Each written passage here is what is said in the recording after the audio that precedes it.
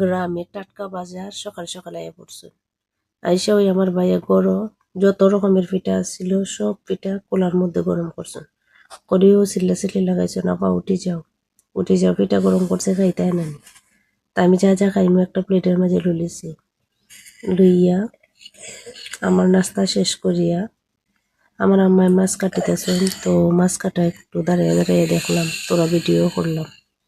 তো মাছ কাটা দেখা শেষ হইয়া দেখি দুধওয়ালা চাচা ডাকতাছুন দুধ নেওয়ার লাগিতে গিয়া দুধ আনলাম। তার বাদে রোদের মাঝে একটু হাঁটাহাঁটি করলাম। সকাল সকাল মিষ্টি রোদের মাঝে হাঁটাহাঁটির মজাই আলাদা। ফুল গাছটার উপরে রোদ পড়ছে, কি সুন্দর লাগতাছে। তে হাঁটতে হাঁটতে একটু বাড়ির বাইরে পুকুর পাড়ে গেলাম। সকালবেলা একটু হালকা হালকা বাতাস, ঠান্ডা লাগে, তার বাদেও ভালো লাগে। আবার আম্মা এদিক দিয়ে মাছ ধুইতেছুন আর পুকুরটা আপনারা ভিডিও করিয়া দেখাইলাম। খুব ভালো লাগে গ্রামের পরিবেশ। হাঁটতে হাঁটতে আইসা দেখিয়ে আমরা বাড়ির পাশে আমরা এক চাচা ধান ভাঙাইতেছেন। এগুলো তার সাথে দাঁড়াইয়া কতক্ষণ গল্প গুজব করলাম। তারা আমরা বারবার জিগাইতেছেন আমি কিভাবে সংসার করি, শান্তি আছে কিনা, বাচ্চা কাচ্চার পড়ালেখার বিষয় সব কিছু। তা আমিও তার সাথে প্রায় অনেকক্ষণ দাঁড়িয়ে দাঁড়িয়ে গল্প করলাম, ভিডিও করলাম। আসলে গ্রামের পরিবেশটাও সত্যি অন্যরকম সৌন্দর্য, খুব ভালো লাগে। গ্রামে কার ভালো লাগে কিনা জানি না, কিন্তু আমার কাছে অন্যরকম একটা ফিল। এখন পর্যন্ত গ্রামের কোনো মানুষের কাছ থেকে কষ্ট পাই নাই, তো এই কারণে গ্রাম বলতে পারি না।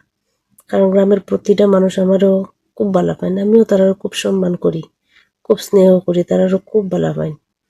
তো যাই হোক, ও ভিডিওগুলা আপনার লগে আমি শেয়ার করলাম, কিলা লাগবে জানি না। এদিকে এসে দেখে আমার ভাইয়ের বউয়ে রান্নার লাগি সব জোগাড় যন্ত্র করতেছে। আমার প্রিয় ছোট মাছ মাখাই জোগাইয়ে রানবো ধনিয়া পাতা দিয়ে। এদিক দিয়ে টাটকা কার্ফু মাছ দিয়া ফুলকপি আনছিল আমার ভাইয়ে, ওটা দিয়েও তরকারি রান্তাছুন। তো বাড়িতে আইলে কোনো কাজ আমার করার লাগে না, কিন্তু সারাদিন আমি গোসল করার সময় পাই না। ও জিনিসটা কারো জানি না। যদি আমার লাগান কারো হইয়া থাকে তাহলে কমেন্ট করে জানাইবা। আমার আম্মা তো যে চিল্লাচিল্লি করবা গোসলের লাগি। তার বাদে আমার আম্মা গাছের পেঁপে আমার এনে দিয়েছেন কাটিয়া, কিন্তু পেঁপেটা যে এত মিষ্টি আসতো, মাশাল্লাহ কি কইমু।